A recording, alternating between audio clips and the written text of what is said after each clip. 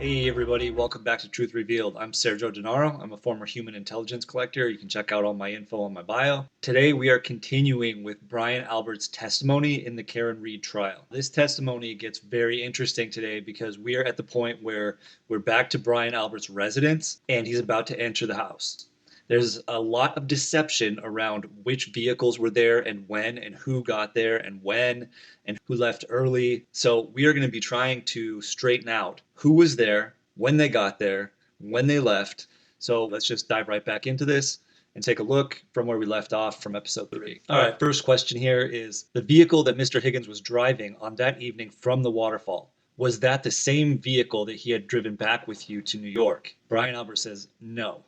That's a one-word answer. This is interesting because when I was going through this the first time, I thought you can't really lie about what vehicles you drove back and forth. There's too many people who drove with them. It would be too easy to verify that this isn't correct information. However, there are problems here. I don't know how much of this has been verified, what vehicles were driven, when, where, but I am just going to look at this from the verbiage standpoint here and tell you what I see. So we got a one-word answer here, no. Based on Brian Albert's baseline, which we got in episode 1, a one-word answer with no explanation is high sensitivity. So there's something deceptive about this no. Was it the same vehicle? Or is it, because he's about to tell you that it was the Jeep Wrangler, maybe was it not a Jeep Wrangler? Was it a different vehicle? Did they come back in two separate vehicles? At this point, all we know is there's deception in this answer. So it's not no, but there's more information to this, so we'll keep going.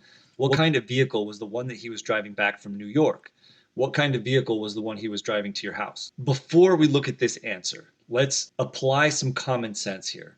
Brian Albert is not a Pink Panther or Mr. Bean type of cop. I know people like this in my life where they drive somewhere and you ask them, did you notice that car accident on the way? And they're like, no, I wasn't paying any attention. I'm a former federal agent, so I know a lot of cops, a lot of federal agents, and I'm going to overgeneralize here, but there is a personality type when it comes to police officers and federal agents that you have to be detail oriented. In fact, it's tested in most of the onboarding tests that you pay attention to details, things like the type of truck. I don't know if he worked patrol. I'm assuming early in his career he must have. What kind of vehicle was the one that he was driving back from New York? What kind of vehicle was the one he was driving to your house? What kind of vehicle was the one he was driving that night? So the one back from New York, he was driving a full-size pickup truck. I'm not sure what make or model, but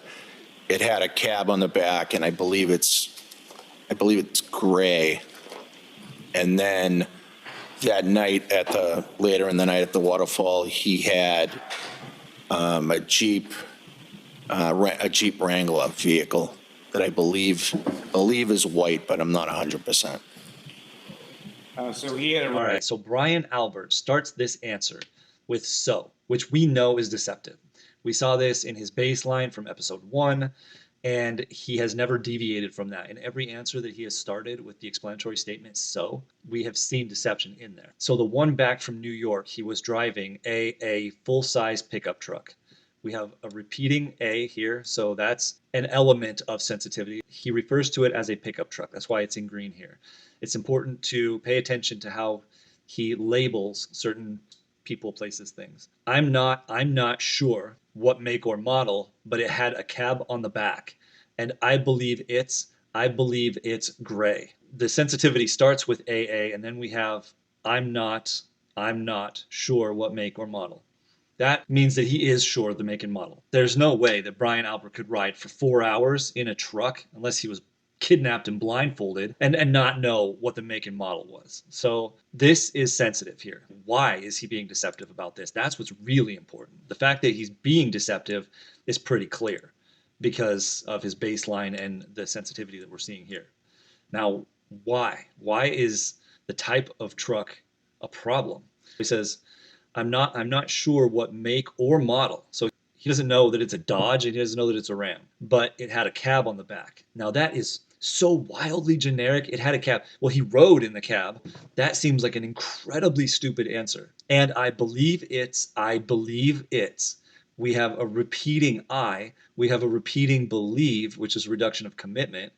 And then it is. So we have essentially a whole repeating phrase here, gray. And then that night at the time, later in the night at the waterfall. So he starts to say, then that night at the time. Then he throws in a missing time statement. He very specifically needs to jump over information that he doesn't want you to have. So he cuts himself off and says, later in the night at the waterfall, he had a Jeep Wrangler vehicle that I believe is white. I'm not 100%. So the I'm not 100%, this is a reduction of commitment. He starts this with a doubling up of a reduction of commitment. I believe it's gray. So what does this tell us? Obviously there's deception here about the vehicles. We don't know at this point whether he drove back in a truck. We don't even know if he drove back. He says that he drove back in a full-size truck, pickup truck, but we have no idea what this is. Did he actually drive back in Brian Higgins's personal truck, that third vehicle that he keeps, and not his government vehicle? But that logically wouldn't make any sense. If Brian Higgins is going to be getting mileage and gas, it's a work event because there's a funeral, he's absolutely going to be driving his work vehicle. So why is there all this sensitivity around that? It's either because Brian Albert didn't drive back with Brian Higgins, or that he drove back in a different vehicle and it wasn't the Ram. And then that night, at the later in the night, he very specifically jumped from making this generic information to specifically at the waterfall, and then skipped over everything that happened before then. So there's information in there that he skipped. He had a Jeep Wrangler. So there's something very sensitive about the Jeep vehicle that I believe is white, but I'm not 100%. They have spent a lot of time together over the course of years. They don't hang out, but again, there's the type of people who they just know what cars their coworkers drive. If you've ever seen The Office, Dwight is a perfect example. He's gonna know what type of vehicle you're driving, what color it is, what condition it's in, and that's a very police officer mindset. You see that in police officers, or in the case of The Office, wannabe police officers. They have this mindset where they pay attention to these details. So this calls all of this into question for me. Because of this answer, I don't know whether Brian Albert actually came back with Brian Higgins. I don't know what vehicle they came back in, and I don't know what vehicle Brian Higgins drove to the waterfall that night. And the missing time here later in the night, very specifically, he says at the waterfall. He doesn't say at my house, at my residence. So it's quite possible that Brian Higgins drove his government pickup truck, which we find out later is a Dodge Ram. It's possible that Brian Albert drove back in the Dodge Ram, but doesn't want you to know that it's a Dodge Ram for some reason. And then at some point, Brian Higgins maybe gets his Jeep and takes his Jeep to the waterfall, but switches back to the Dodge Ram before he goes to his residence. There is missing information in here that's indicated by the word later. And all the sensitivity here means that we can't tell what in here is wrong, but there's something in here that is definitely wrong. All right, next question. So he had arrived at your house before you. Was that correct? And we get yes. Yes with no explanatory statement is usually deceptive. We know from episode 3 that it's highly unlikely that Brian Higgins got to Brian Albert's house before Brian Albert got there. So this question serves as a question to reaffirm that Brian Higgins did get there after Brian Albert, not before, because it's deceptive in the way he answered this, and it's a direct answer to a direct question. So this yes is likely just no. He did not get to his house before Brian Albert did. You said it looked like he had done something to the driveway. And you said it looked like he had done something to the driveway? He may have skimmed, he had a plow on his truck, and I think he may have skimmed plowed the driveway and then pulled out, and then we pulled in. And Brian Albert says he may have skimmed. Notice he says he may have skimmed. Then he says, yeah, he had a plow on his truck, and I think he may have skimmed plowed the driveway and then pulled out, and then we pulled in. This is a reduction of commitment on the idea of skimming or plowing the driveway. He says he may have skimmed. If he knew that he skimmed the driveway or plowed the driveway, there'd be no reason to reduce the commitment there. It's too easy to just say, he got there before me, he plowed the driveway. I don't know why he did it. He's a dumbass. I don't know why he did it. But he plowed the driveway, then he was in the way, so he pulled out and I pulled in. There's no reason to reduce commitment and to get sensitive and deceptive about this. Nothing about what happened in the driveway directly ties to the murder unless it does. And if it does, the only way that anyone could possibly know about that is if they were part of the murder, the alleged murder. What I'm trying to get at is it's an out of place reduction of commitment. This is extra information that is attached to something else. He had a plow on his truck. Now, I've never heard anybody refer to their Jeep as a truck. So either the truck is the truck that he drove back in from New York, which is how he refers to it up here. He calls it a pickup truck. So it seems like he's referring to that truck. And he says he had a plow on his truck. And then I think he may have skimmed plowed the driveway and then pulled out, and then we pulled in. As we know from the last episode, we have gotten to this point that is rehearsed, and it's a big, big lie. It's very difficult, no matter how much you rehearse it. When you try and say it out loud, there's going to be all types of reduction of commitment in there, because this is a 100% misrepresentation of reality in two places. They're actually misrepresenting what happened when they got to the house and when they left the house. And this creates a tremendous amount of stress. And when we have this many indicators sitting right here, we can't write that off. It's important. It's important to pay attention to these indicators that Brian Albert is giving us here. He may have skimmed, yeah, he had a plow on his truck, and I think he may have skimmed the driveway and then pulled out, and then we pulled in. Okay, so moving on, let's just keep all these problems in mind at this point and move on to the next question here. Around this time of January 22nd, between yourself and wife, kids, how many vehicles in your house? Brian Albert says, I believe 3. Okay, I believe is a minor reduction of commitment, which usually means that the answer that he's going to give is accurate. However, there's sensitivity around it. So most likely there were actually 3 vehicles at his house. So I had we had a Ford Explorer, a Cadillac SUV. It's a smaller SUV that my wife Nicole drives, and the Ford Edge that I already spoke of, and I believe we had one more vehicle that one of my kids drove at that time. I'm just trying to remember. It might have been an Escape, maybe a Ford Escape. Someone could have had that at Someone could have had that at school. So I don't remember if it was there that night or not. The next question, what type of vehicles and who was the primary driver with regard to those? Brian Albert starts with so again. We know this is sensitive. We know that this is deceptive. We had a Ford Explorer, like Cadillac SUV. It's a smaller SUV. Okay, so there's sensitivity around this. And he says, we had a, which means the Ford Explorer isn't his. That must be a family vehicle, like Cadillac SUV. It's a smaller SUV that my wife Nicole drives. So the Cadillac SUV belongs to his wife Nicole, or she drives it. And the Ford Edge that I already spoke of, and I believe we had one more vehicle. He said earlier that the Ford Edge was his work vehicle. So the Ford Explorer must be like a family vehicle. And then he says, I believe, which again, we get that reduction of commitment going right here. We had one more vehicle. Now, there's an Explorer here, so you would expect him to say that the one more vehicle would be the Explorer that he referenced earlier. But then he says, that one of my kids drove at that time. Okay, I'm just trying to remember. This is another reduction of commitment. I'm trying to remember means I don't know, or I'm not going to give you the accurate answer here. It might have been an Escape. Okay, so it's a Ford Escape, which, is he confusing that for the Explorer? Maybe a Ford Escape. So we have a bunch of sensitivity around this. He mentions an Explorer and then never mentions it again.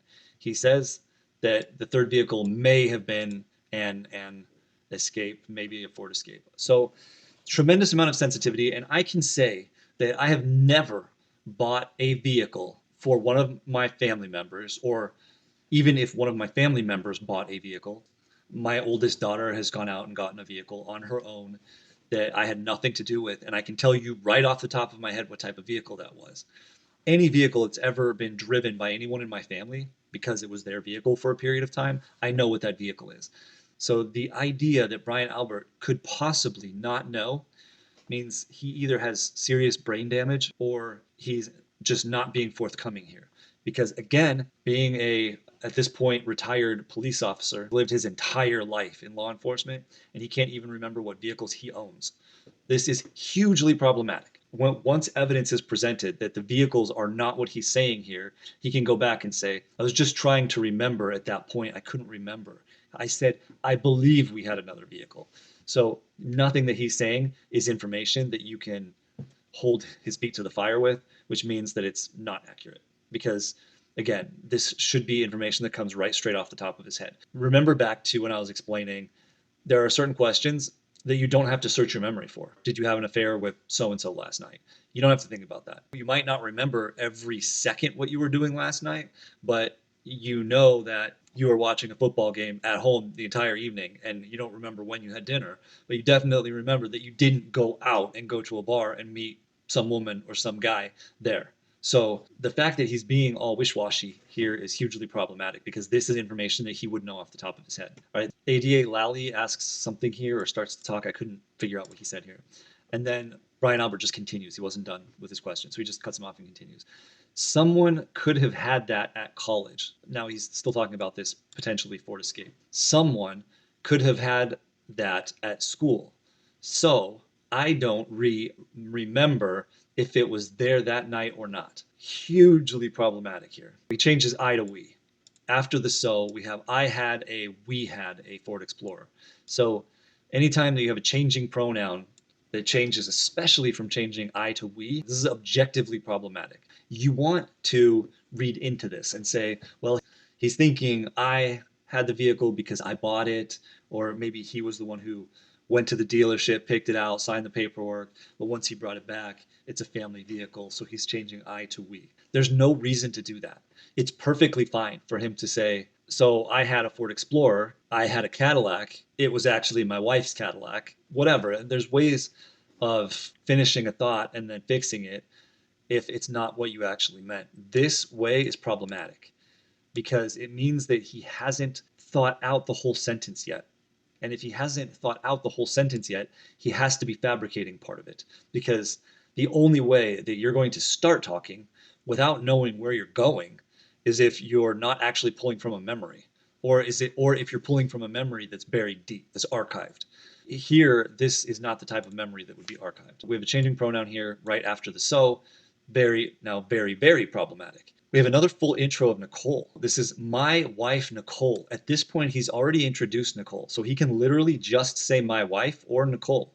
There's no reason to give the full introduction again. When he gives a full introduction again, this is an indicator of a cold relationship here because it's sort of like saying my boss, Peter, was yelling at me at work today.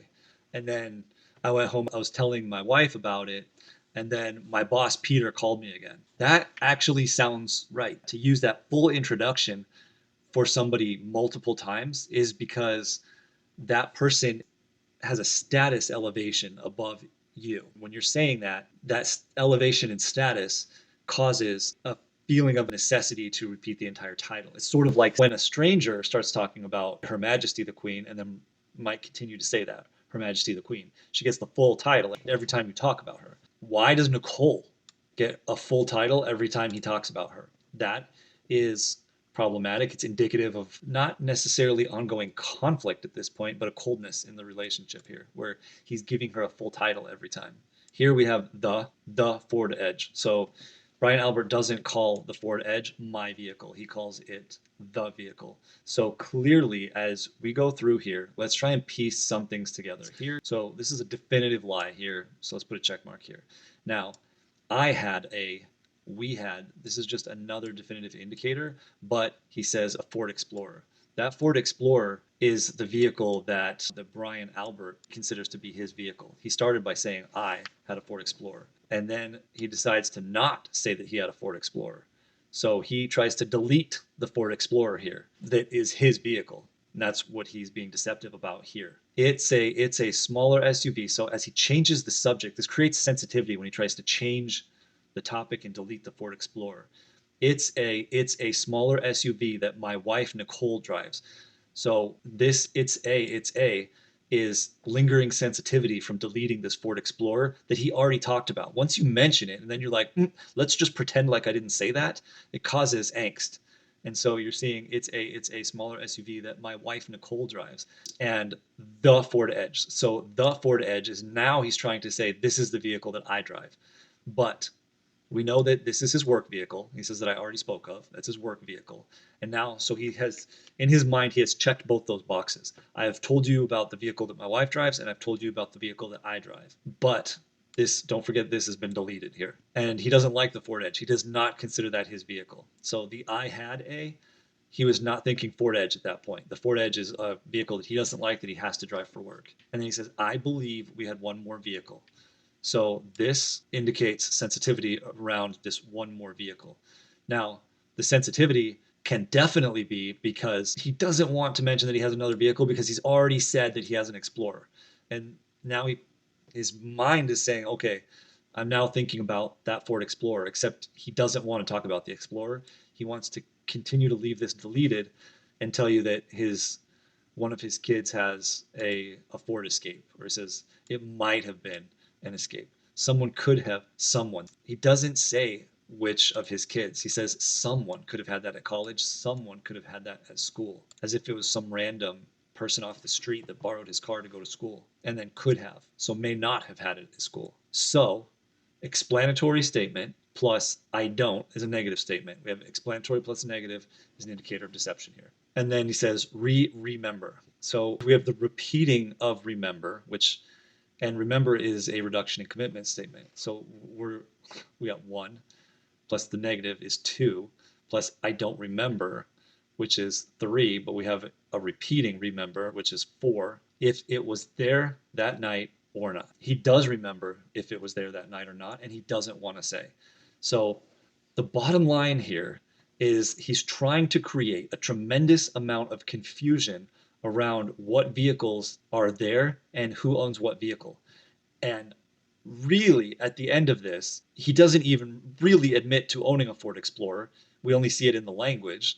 So there's an Explorer, there's a Cadillac SUV, there's a Ford Edge, there's a Ford Escape that he's saying may or may not have been there. For some reason, he knows whether his kid that was at school was there or not. So that's problematic.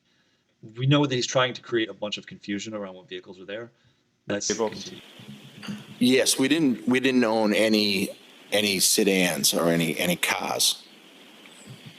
Now, Here. All the vehicles were SUV type vehicles. And Brian Albert says, yes, we didn't own any sedans or any cars. So this is a lie.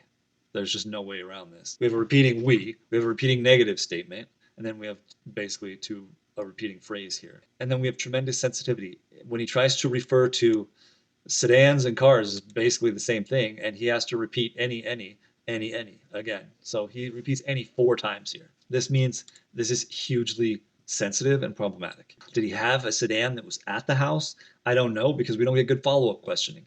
The only thing we know with certainty here is that there should have been a lot of follow-up questions here, because this answer is extremely sensitive and deceptive.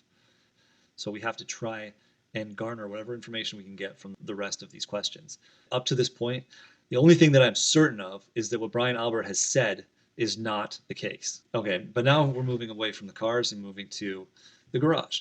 So, and that garage was something that you and other members of your family would utilize as far as parking vehicles? now, as far as when you pull into the driveway, the house at 34 Fairview has was 2-car garage. Yes. And is the garage something that you or other members of your family would utilize as far as parking vehicles? No. So unfortunately, we didn't use the garage a lot because we kind of used it for storage, and we had a lot of stuff out there. So we very seldom used it. Vehicles? No. So, unfortunately, we didn't use the garage a lot because now we have an explanatory statement, and then unfortunately, this is extra information. unfortunately. There's something unfortunate about what he's talking about here. So we didn't. That is an explanatory followed by a negative. So we didn't use the garage a lot because, oh, now we have explanatory plus a negative plus an explanatory. We kind of used it for storage and we had a lot of stuff out there. So another explanatory statement, we very seldom used it. Okay, this is so important. Remember that when you're, let's walk away from this case from Brian Albert being a witness in a murder trial right now. Let's just think about this from your own perspective. Someone is accusing you of a murder, or not even accusing you of a murder. You're just a witness. You're just talking about something that you saw. What does your use of your garage have to do with anything? As far as in your mind, why would you get all wound up, all nervous and sensitive about something like this? We don't know at this point what the deception is, but we know that there's deception. We know that this is extremely sensitive. And so we have to ask ourselves, why? Why is something so benign as what you use your garage for? Is whether you park your car in it or put your Christmas ornaments in it, who cares? No one. That's Watu. No one cares. So, what does that tell us? We call knowledge of guilt.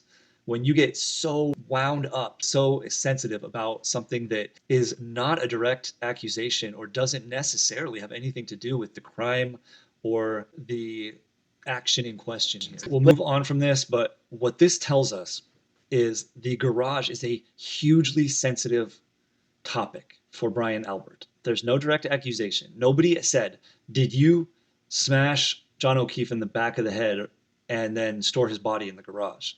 There's no accusation here that would make any of this uncomfortable for Brian Albert. The only way that this would be uncomfortable is if Brian Albert already has knowledge of guilt in his mind, and you start to touch on something that if he over explains this is going to give away an actual piece of the murder. It's going to give away evidence. And so you see this sort of sensitivity around actions that revolve around knowledge of guilt. The garage is important. There's something about the garage here and the use of the garage that night that is extremely sensitive for Brian Albert. I can't say definitively that John O'Keefe was put into the garage. I mean, maybe they're growing weed in the garage and they just don't want anyone to know that. Maybe that's where all this sensitivity is coming from. I can't tell you for sure that they put John O'Keefe's body in the garage, but it's extremely sensitive. That much we do know. Now, I'm going to go out on a limb, Sergioism here, and say, I think the way that everything is shaking out, that Brian Higgins got there after Brian Albert had some sort of confrontation with John O'Keefe, probably in the driveway there. Maybe the dog that got out ended up attacking, if they were yelling at each other. Dogs can sense hostility. And so even if they weren't yelling, even if John O'Keefe simply was amped up and walked towards Brian Higgins saying, I'm going to kill you, or I'm going to kick your ass, or whatever, that dog Chloe, who was let out the back, but the gate was clearly open. And if Chloe came around to the front and saw that, John O'Keefe would be the person that Chloe wouldn't know. I mean, Chloe would have known Brian Higgins from the barbecue that they had had before. So if John O'Keefe was acting aggressively, then Chloe may have attacked and bit John O'Keefe in the arm in the driveway, which would cause some blood and scuffling around in the driveway, whatnot. And at that point, maybe Brian Albert heard something, saw something, came out to see what was going on and was like, hey, let's go into the basement, let's bandage you up, something like that. But something happened, and that garage, I think after the scuffle moved inside, probably to the basement, whatever happened in the basement, and then Brian Albert and Brian Higgins probably moved John O'Keefe from the basement to the garage while Brian Albert was waiting for everyone to leave so that he could go get John O'Keefe and move him from the garage to the yard. So I think there's evidence in that garage, which is what is creating all of this extreme sensitivity around the use of the garage. That's completely my own hypothesis, that I'm not saying by any means that's what happened. I'm just saying that that's my opinion on what the verbiage is looking like to me. So you're pulling into the driveway. Did you pull into the left side, the right side? And Brian Albert says, I believe I pulled in on the left side of the driveway. I believe, of course, is a reduction in commitment. Why is he saying, I believe I pulled in on the left side of the driveway? that means that he did pull in on the right side of the driveway, because what he's reducing the commitment for directly is usually true, but there's sensitivity around that.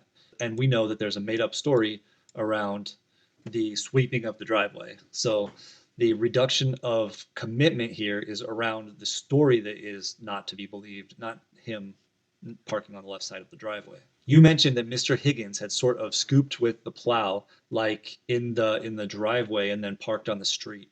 Do you recall where, in relation to your house and your driveway, that he parked? And you mentioned that Mr. Higgins had sort of scooped with plow like in the driveway and then parked on the street. Do you recall where in relation to your house or your driveway you parked? So no, I don't remember where Brian Higgins parked.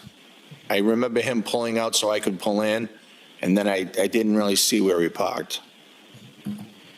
And So, okay, immediately we know right off the bat there's sensitivity and deception here. So, no, I don't remember where Brian Higgins parked. I remember him pulling out so I could pull in, and then I didn't really see where he parked. Okay, so we start with so, there's a lie in here. And then the answer is no, but then he qualifies that immediately. Let's look at this. Do you recall where in relation to your house and your driveway that he parked? And Brian Albert says, no, I don't remember. I remember him pulling out. Now, that is his story. They have rehearsed that story, and it's so important to them because it's a lie. It's rehearsed. It's a point that they need everyone to believe. And so Brian Albert is going to continue to repeat that point. He has two conflicting things in his mind right now. He's trying to say that he doesn't remember where Brian Higgins parked, but then he also continuously wants to reaffirm this made up story. And he says, I remember him pulling out. Now he's trying to consolidate in his mind, how could I have seen him pull out and not see him park? So he's trying to fabricate a story that will make sense when he says it. I remember him pulling out so I could pull in, and then I didn't really see where he parked. You can see the wheels turning in his brain here. He's trying to figure out what possible excuse could I have for saying that I saw him pull out and then I didn't see where he parked, which would have been 5 feet from where he pulled out. How could he possibly make sense of that? He can't. And as that clock is ticking down in your head, you know you've got 1 second really to come up with something. And all that comes out is an explanatory statement. So I could pull in, and then he still can't figure out what to say. I is an indicator, didn't really see where he parked. And so now he's saying, now all he can do is just double down and say, I didn't see where he parked. Except he can't even say that. He has to use the word really, which is a solid indicator of deception right here. So this whole thing all is a lie. He saw exactly where he parked, and he is trying to mesh that story with the made up story and can't do it. You then go into your house. Is that correct? Yes. All right. One word answer with no explanation. We know what that means. It's deceptive. So he didn't go straight into his house. And by all of you, I mean yourself, your wife, your daughter, Mr. Higgins, all coming in around the same time. Basically, yes. when you come When a question is slightly vague, it's going to cause the subject, in this case Brian Albert, to remember the real memory. The problem with remembering the real memory here is that his family wasn't in the real memory. He had already gone inside and then come back out. When ADA Lally essentially reminds Brian Albert that this is supposed to be Brian Higgins got there first, and then Brian Albert would have pulled up with his whole family there. And so Brian Albert now, in his mind, he has to materialize all of these other people that weren't there. Be like, oh yeah, that's right. There's all these other people there. And then he says, and by all of you, I mean what? And then Brian Albert's like, basically, yes. Basically, meaning not even close. Instead of just saying, yeah. We're still just asking benign. These are the most mundane questions. It's like, did your socks match that night? Like, these questions have nothing to do with anything unless you were directly involved in the murder. So let's ask a question that could not possibly have anything to do with it. How many doors in the front of your house? So we have 2 front doors. Oh my God. Literally everything is sensitive. And it's because this is a crime scene in his mind, and literally everything that has to do with the house is all inside of the crime scene for Brian Albert. And so there's nothing that you can ask about that area that's not going to get a sensitive answer. All right, so we have 2 front doors. Why the so? there is two doors in the front. Well, they're not two front doors, right? There's only one front door. Every house has one front door. Then there's another door that goes somewhere else. Okay, one would sort of be by some steps. Is that correct? There's actually steps on both doors, but one of them is, I guess, considered the front door with a large set of steps. Now, we have a There's actually steps on both doors. There's nothing sensitive about that. There is, or there was, but the house is still there. So there is actually steps on both doors. There's nothing sensitive. That's a direct statement, just showing you that if this statement is truthful, he does have the ability to speak without indicators. He says, but one of them is, I guess, considered the front door with a large set of steps. And this actually makes sense, because he does know. Everybody does know. Everybody's seen pictures of his house. So the there actually makes sense. One of them is, I guess, considered the front door with the large set of steps. Do you recall specifically which door you utilized on that evening to go into the house? I believe I went in the door on the right, which goes into the den. Not really sure what other doors people used. And I believe, so we have a reduction of commitment. I believe, we see this a lot. We know that this means that the answer is probably truthful, but sensitive. I believe I went in the door on the right, which goes into the den. There's a missing I here. Then he says, not really sure what other doors people used. Okay, so the answer to the question, now keep the question in mind here. Do you recall which door you utilized on that evening to go in and out?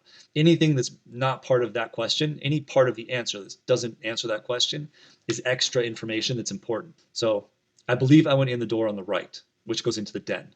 That is the truthful part of this. Now we're going to get the sensitive part, the part that comes from the I believe. He says, not really sure. So we have a really here, and we have a missing pronoun. Not really sure what other doors people used. So the lack of an I here means that this is deceptive. It's highly sensitive here. Not really sure. So he is certain, is what he's saying, which other doors people used. So there's multiple doors and there are people who used multiple doors. What do we get to take away from this question?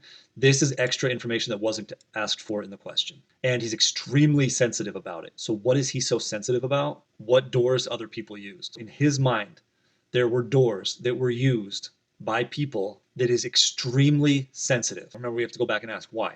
Why is this information so sensitive? Well, it has to tie to John O'Keefe. If it didn't tie to John O'Keefe, then he either has a meth lab in that garage or it ties directly to John O'Keefe. All right, next question here. When you came into the house, who was present beyond the people that you would come in with? So immediately we got deception here. So my son Brian was home. He had two friends, I believe Julie and Sarah. Why is this deceptive? Because we know that Colin Albert was there and he is trying to allow that to gloss over.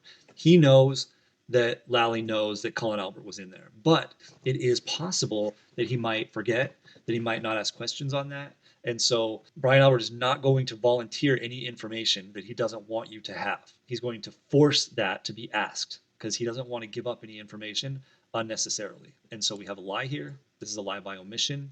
He had two friends, I believe, Julie and Sarah. Is it possible that he just forgot that Colin Albert was there? Is this a truthful answer that he just didn't remember at that time? No, because he says so in the front. All right, next question. These were people that you had known as friends of your son from prior occasion. Albert says, I didn't know Sarah.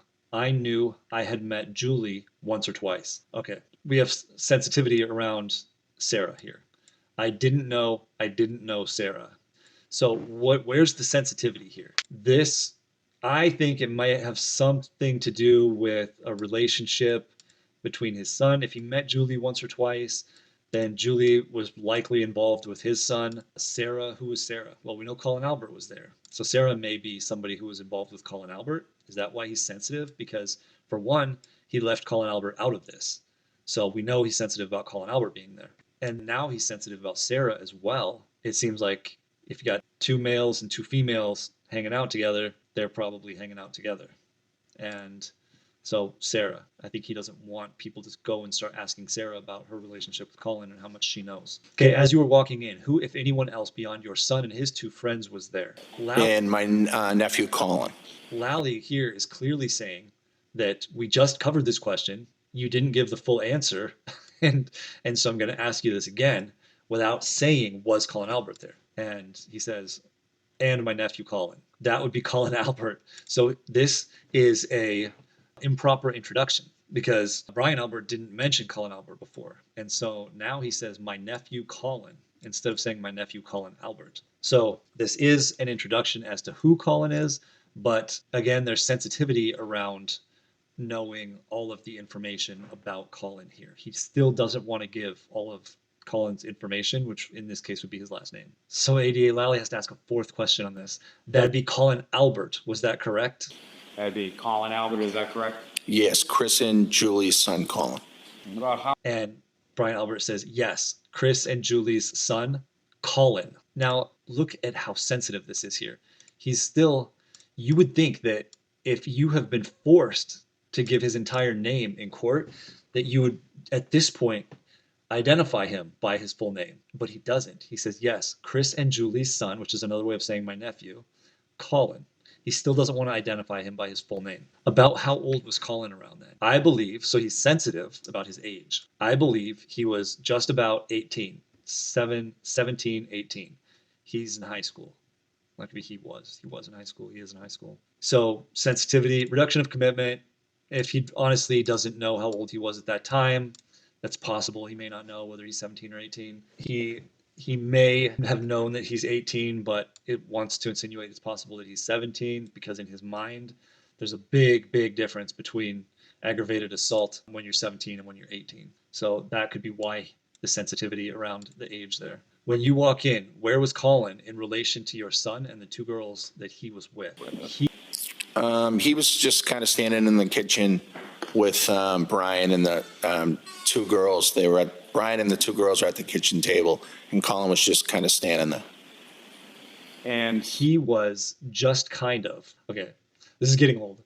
He was just kind of standing in the kitchen. So this is a total reduction of commitment. We have just, if you watch from other videos like the Aaron Rodgers video, the word just is a sensitive word in and of itself. It was just, and then it was kind of, and when you put the two of them together, it's a reduction of commitment on top of a reduction of commitment. He was just kind of standing in the kitchen, which means that he may not have ever been in the kitchen.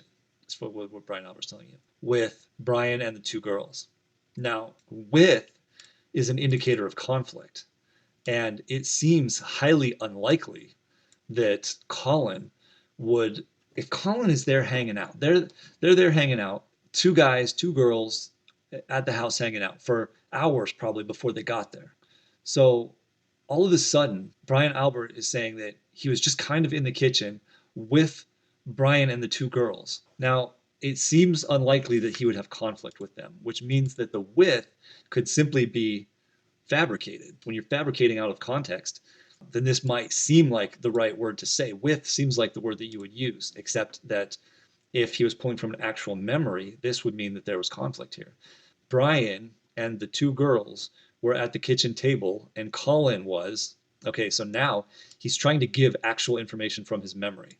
So he says they were at, but they can be interpreted here as Colin and everyone else. But Colin wasn't there. So he, in order to give you actual information, he cuts himself off. They were at, Brian and the two girls were at the kitchen table, and Colin was just kind of standing there. Well, I mean, if you think about that literally, kind of standing there, that literally means that he kind of wasn't standing. So he was hunched over or sitting without a chair. Like literally, this doesn't make any sense. And that's all just due to the sensitivity around trying to insert information into a real memory. The information isn't real, it's fabricated. So it's total reduction of commitment, extreme sensitivity here. Because this is binary, this is either he was in the kitchen or he wasn't. Just the fact that he's deceptive doesn't mean that we can't figure out what the truth is, because this is binary. So I can very comfortably tell you that Colin Albert wasn't in the kitchen. He wasn't with them. He may have spent a couple hours with them before they got home, before Brian Albert got there. But at the point where Brian Albert got there, Colin wasn't there in the kitchen. And from the time that you arrived home, how long was Colin at your house? No more than 5 minutes. And where did And Brian Albert says, no more than 5 minutes. We know that there was a text message from Colin Albert to his cousin at 12:10, right? I think it was 12:10. And that was probably 5 minutes after they got home, somewhere around there. I mean, I don't know. Who knows how long it took her to get there? That information we didn't get. So Colin Albert could have been there for 30 minutes. If he was waiting, if Colin Albert texted at 12:10 and Brian Higgins pulled up after Brian Albert, Brian Albert got there probably 12:05. So if Brian Higgins was walking up the driveway, Colin Albert may have been standing out there already, having just texted, knowing that he was going to be waiting for 15 minutes or something for his cousin to come pick him up. Maybe Brian Higgins was talking to Colin when John O'Keefe showed up. That would be an explanation as to how Brian Higgins, Colin Albert, and John O'Keefe all ended up out there at the same time. Because if you look at the timeline, if Brian Higgins got there after Brian Albert, it would have to be after 12:05. And Colin, if he texted at 12:10, probably would have been outside probably around that time. So the timeline can definitely put all of them together right in front of the house, right in that driveway, right all at the same time. So there is actually technically a missing pronoun here. So how long was Colin at your house? No more than 5 minutes.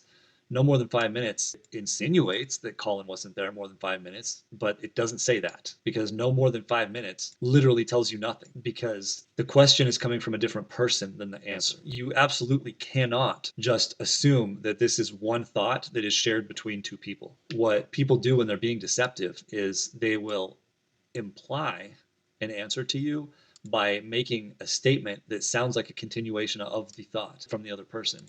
But everybody should be speaking in complete sentences here. So the fact there's a missing pronoun here is problematic and creates an element of deception here. So no more than 5 minutes. What happened? What was no more than 5 minutes? Don't insinuate that that's how long Colin was at the house, because that is not what Brian Albert said. and where did he go? He left. He just said he was getting picked up. Where did he go? He left. He just said he was getting picked up. So left, obviously left means under conflict, unless he was late to go somewhere, which seems highly unlikely at that time. So he left means Brian Albert was aware that Colin left under conflict. Then he just said is the negative way of saying that. He just said he was getting picked up. So is it possible that what he's saying here is true, and that Colin Albert, Brian Albert, and Brian Higgins all had something to do with John O'Keefe being murdered? The answer is yes. Where did he go?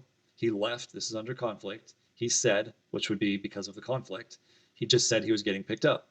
So after the conflict with John O'Keefe, he had to get the heck out of there. He said he was getting picked up, and a few minutes later he left the house. He said he was getting picked up, and a few minutes later he left the house. Yes, I went and used the bathroom. I came out and he was gone. Brian Albert says, yes, I went and used the bathroom. I came out and he was gone. This is a very typical tangential type of response, where when you're starting to put someone under pressure, all of the questions that we saw up until this point were questions that didn't actually have anything to do with John O'Keefe. How many doors do you have on your house? These random questions, talking about the garage, these random questions that don't have anything to do with John O'Keefe. And now we are starting to get into the timeline stuff. So he said he was getting picked up, and a few minutes later he left the house. Yes, I went and used the bathroom. I came out and he was gone. Brian Albert is now removing himself from this equation. Like, I can't answer any more questions on this because I was in the bathroom. So now if you ask me any more questions about Colin Albert, I'm going to just say I don't know, because I was in the bathroom. I went and used the bathroom. I came out and he was gone. So at this point, Brian Albert has completely shut this down. He's now telling you that he was in the bathroom the entire time that Colin Albert was there. I can't answer any more questions on Colin Albert. I don't know. Don't ask me what his knuckles look like. Don't ask me what his face looked like. Don't ask me if he was sweaty. Don't ask me if he had blood on his shirt. I was in the bathroom. I have no idea. That's what he's telling you right here. At some point subsequent to that, who, if anyone else, arrived or showed up at your house? Now,